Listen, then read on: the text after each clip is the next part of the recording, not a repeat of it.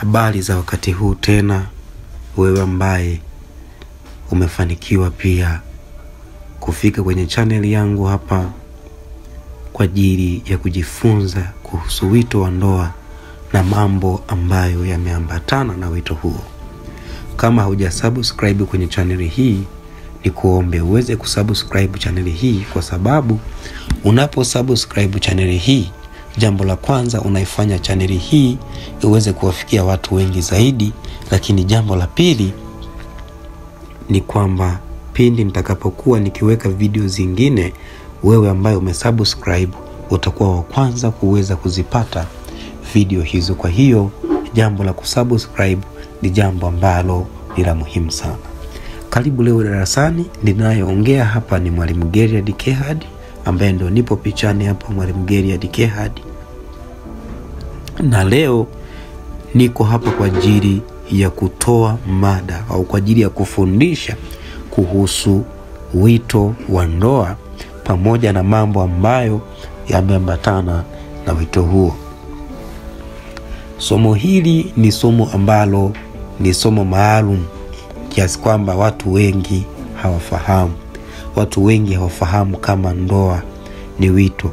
Na kwa nyakati zetu, katika karne yetu sasa hivi, miaka yetu hii, watu wamechukulia swala la ndoa kama swala ambalo ni la kawaida sana.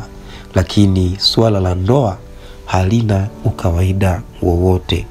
Na ndoa, kama ulikuwa haufahamu, basi kuanzia leo uweze kufahamu kwamba ndoa ni wito. Yani ndoa, hatuingii tu kwenye ndoa, isipokuwa tunaitwa kwanza, halafu wale wanaoitika ndio wanaoingia kwenye ndoa, na wale ambao hawaitiki basi hawaingii kwenye ndoa. Ndio tunapata watu kama mapadri pamoja na watu wengine ambao wameamua kwa hiari yao kutokuoa au kuolewa, mapadri pamoja na masista pamoja na watu wengine. Lakini ndoa ni wito. Ndoa sio lazima. Ndoa sio lazima. Sio suala la lazima. Sio kwamba lazima uoe na sio kwamba lazima uolewe. Isipokuwa ndoa ni wito, kama zilivyo huduma zingine, kama watu wanavyoitwa kuwa wachungaji, kama watu wanavyoitwa kuwa wainjilisti, kama watu wanavyoitwa kuwa mitume, kama watu wanavyoitwa kuwa manabii. Hata hivyo ndoa nayo ni wito. Na wito huu unaambatana na mambo mbalimbali. Wito huu wa ndoa ni wito ambao unaambatana na mambo mbalimbali. Na leo niko hapa kwa ajili ya kukueleza kwanza utajuaje kama umeitwa kwenye eneo hili la ndoa. Kwa sababu unapoitwa kwenye huduma fulani au unapoitwa kwa ajili ya kazi fulani, kunakuwa na vigezo. Kunakuwa na vigezo ambavyo vinahitajika ili uweze kukidhi, ili uweze kuqualify kwenye wito ambao umeitiwa. Na utajuaje kama umeitwa? Tuanzie hapo. Utajuaje kama umeitwa kwenye eneo la ndoa? Kama nilivyotangulia kusema kwamba ndoa ni wito, kama yalivyo mambo mengine ambayo watu wao wanaitwa. Mfano, watu wanaitwa kuwa walimu, watu wanaitwa kuwa wachungaji, watu wanaitwa kuwa mitume, watu wanaitwa kuwa manabii. Vivyo hivyo ndoa nayo ni wito. Watu wanaitwa kuingia kwenye ndoa. Na miongoni mwa wito ambao watu huitika haraka sana pasipo kupoteza muda ni wito wa ndoa.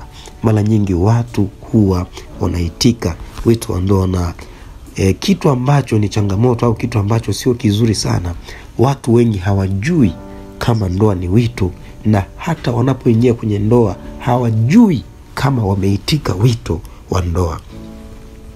Na wito huu wa ndoa unaambatana na majukumu fulani. Kumbuka, kila wito huwa unaambatana na majukumu fulani ambayo unapoitika wito ule ni lazima majukumu hayo kuyatekeleza ili uweze kuqualify kuwa kwenye nafasi hiyo. Unapoitika wito wa ualimu, kitendo cha wewe kuitika wito wa ualimu, ni lazima uweze kutimiza majukumu ya kufundisha, kwa sababu umeitika wito wa ualimu. Kumbuka sio hiari. Unapoitika wito wa ualimu, sio hiari wewe kufundisha, isipokuwa ni lazima, yani ni swala lazima.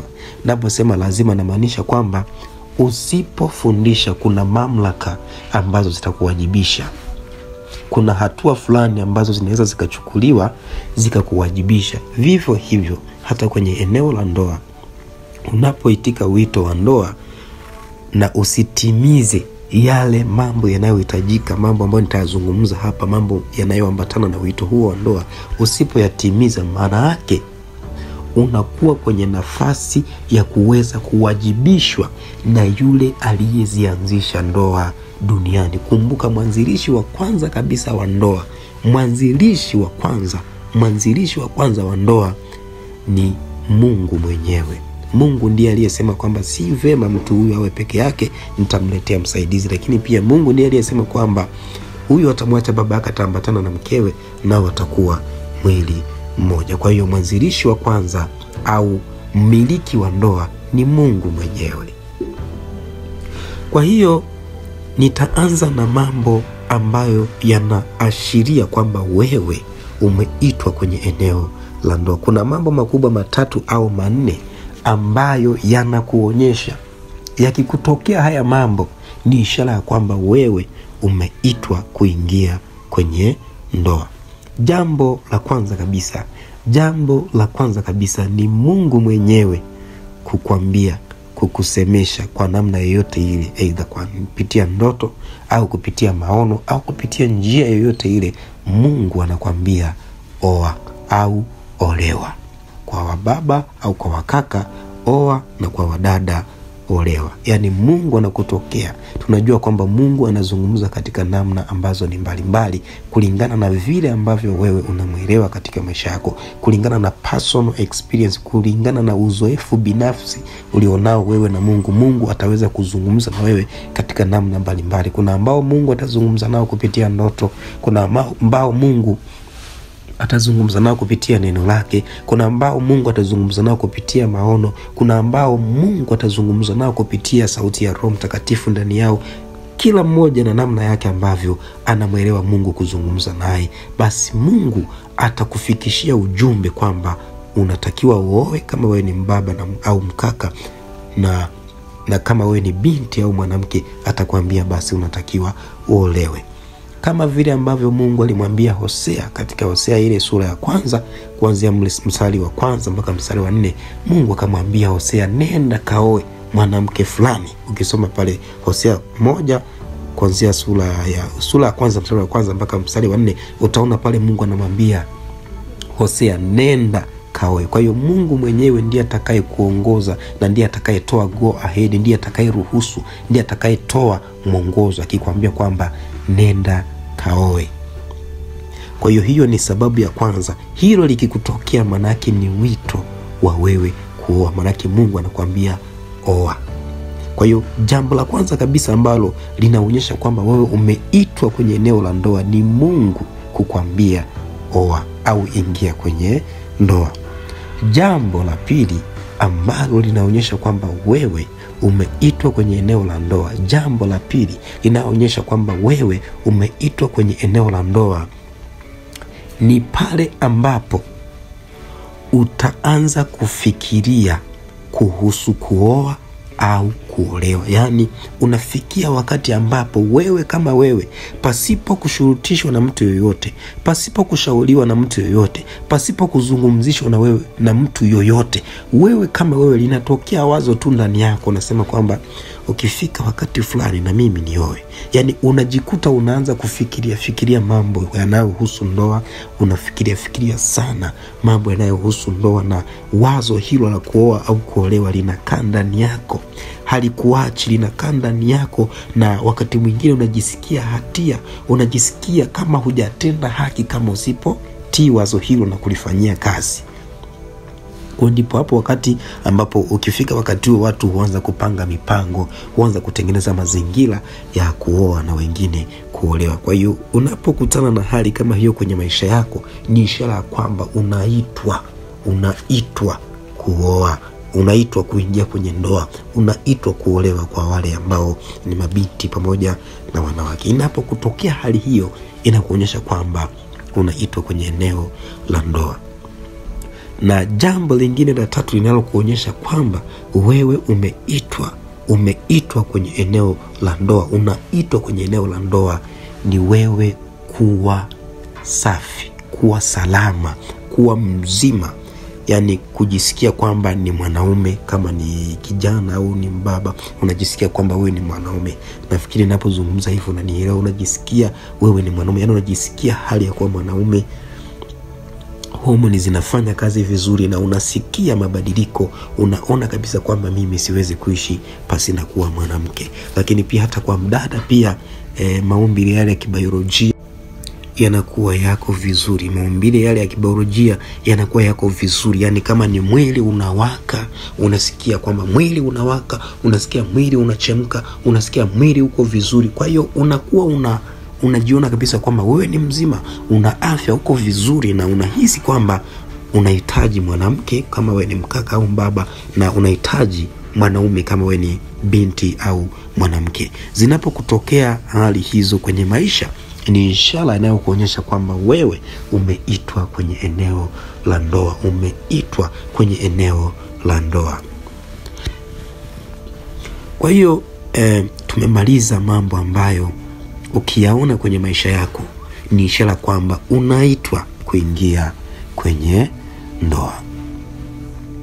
Sasa ndoa kama wito, ndoa kama wito, ndoa kama wito imeambatana na majukumu makubwa matatu ambayo ni lazima kila mtu yoyote anayeitika wito wa ndoa ni lazima anatakiwa kuyatimiza majukumu hayo matatu. Ni majukumu ambayo Mungu anaweza kukuwajibisha. Mungu kama mmiliki wa ndoa na kama mwanzilishi wa ndoa, ana jukumu la kukuwajibisha endapo hautatimiza majukumu haya matatu ambayo yanaambatana na wito huu wa ndoa. Jukumu la kwanza ambalo Mungu anahitaji wewe ulifanye unapoitika wito wa ndoa, jukumu la kwanza kabisa ni kuonyesha uhusiano uliopo kati ya Yesu Kristo pamoja na kanisa. Yani ni kuonyesha uhusiano uliopo kati ya Yesu Kristo na kanisa. Mungu anategemea unapoingia kwenye ndoa, ile ndoa yenu iwe ni mfano wa mahusiano kati ya Yesu pamoja na kanisa. Mwanaume ambaye ni kichwa cha familia atatakiwa kusimama kwenye nafasi ya Yesu, ambaye Yesu ni kichwa cha kanisa. Mwanaume ambaye ni kichwa cha familia atapaswa kusimama kwenye nafasi kama ya Yesu, ambapo Yesu ni kichwa cha kanisa. Manake mwanaume anatakiwa kusimama kwenye nafasi kama Yesu alionayo.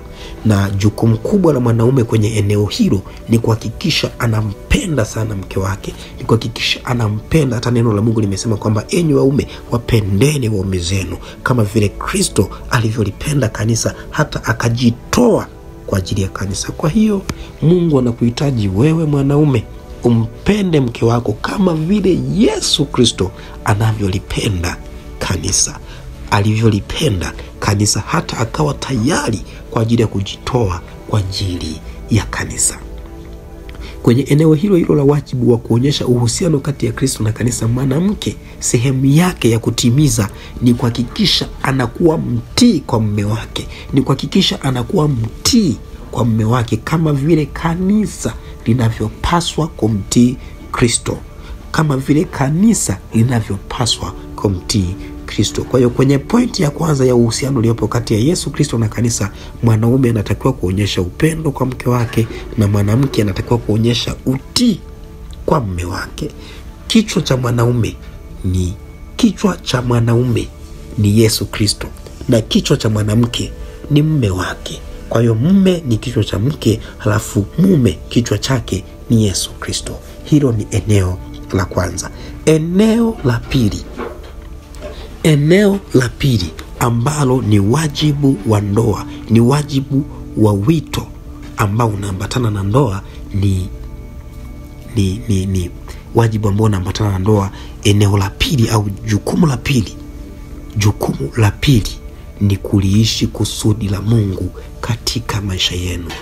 Kuliishi kusudi la Mungu katika maisha yenu. Je, Mungu ameruhusu nyie mfunge ndoa kwa ajili ya kufanya jambo gani? Kuna jambo ambalo Mungu anahitaji muweze kulifanya katika ndoa yenu. Kuna kusudi ambalo Mungu anahitaji mlitimize. Kumbuka wakati Mungu ameruhusu Adam na Eva waweze kuwa pamoja, ilikuwa ni kwa ajili ya kazi ya kuilima bustani. Kazi ambayo Mungu alikuwa amewapa kuilima na kuitunza ile bustani. Na nyie mnapokuwa katika ndoa, kuna kusudi ambalo Mungu anahitaji nyie muweze kulitimiza katika maisha yenu. Kuna jambo ambalo Mungu anahitaji muweze kulifanya katika maisha yenu. Mliishi kusudi la Mungu katika maisha yenu. Hilo kusudi kama hamlijui, mnatakiwa muweze kulifahamu na muanze kuliishi, kwa sababu ni jukumu ambalo linaambatana na wito wa ndoa. Ndoa yoyote ile inapaswa kuwa na hilo jukumu. Kusudi la kuumbwa kwenu ni lipi? Kusudi linaloambatana na ndoa yenu ni lipi? Mnatakiwa mlijue na mnatakiwa mliishi. Jambo lingine la tatu na la mwisho ambalo ni jukumu linaloambatana na wito wa ndoa. Jambo la tatu ni kuendeleza uzao wa wale wanaomcha Mungu. Mnapokuwa katika ndoa, Mungu anawabarikia uzao. Mungu anapowabarikia uzao, Mungu anahitaji wale watoto mtakao wazaa muwarithishe. Mungu wenu awe Mungu wao. Mnapaswa kuwarithisha watoto wenu mtakao wazaa kwenye ndoa yenu, Mungu wenu awe Mungu wao. Manake muendeleze kizazi cha wacha Mungu, kizazi cha watu wanaomjua Mungu. Hayo ndio majukumu makubwa matatu yanayoambatana na wito wa ndoa. Kumbuka, jukumu la kwanza ni kuonyesha uhusiano wenu kati ya Kristo pamoja na kanisa. Your marriage should reflect the relationship between Jesus Christ and the church. Yani ndoa yenu inatakiwa iwe mfano, iendane na uhusiano uliopo kati ya Yesu Kristo pamoja na kanisa, ambapo mwanaume atasimama kwenye nafasi ya kumpenda mke wake kama vile Kristo anavyolipenda kanisa, na mwanamke naye atasimama kwenye nafasi ya kumtii mume wake kama vile kanisa linavyopaswa kumtii Yesu Kristo. Jambo la pili ni kutafuta kusudi la Mungu linaloambatana na ndoa yenu ili muweze kuliishi kama vile ambavyo Adamu na Eva waliambiwa wailime na kuitunza bustani. Nyie nao kuna kazi ambayo Mungu anataka nyie muweze kuifanya. Kuna kusudi la Mungu katika maisha yenu ambalo Mungu anahitaji nyie muweze kuliishi. Na jambo la tatu na la mwisho, watoto ambao Mungu atawajalia kuwapata, uzao ambao Mungu atawapa, mnatakiwa muwarithishe. Mungu wenu awe Mungu wao.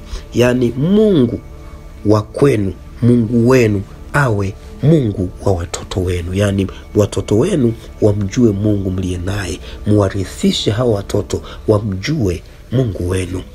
Hata wajukuu wale watoto ambao watakuwa ni watoto wa watoto wenu, yani wajukuu, nao pia wamjue Mungu wenu. Yani kama vile Mungu wa Ibrahim, Mungu wa Isaka, Mungu wa Yakobo. Yani kuanzia Ibrahim akamrithisha Isaka, Isaka akawarithisha kina Yakobo, na mpaka sasa nao wana Mungu. Kwa hiyo Mungu anahitaji watoto mtakao wazaa muweze kuwarithisha Mungu mliye naye.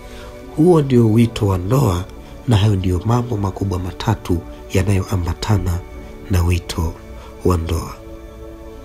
Nakukumbusha, jina langu naitwa Mwalimu Geriad Kehad.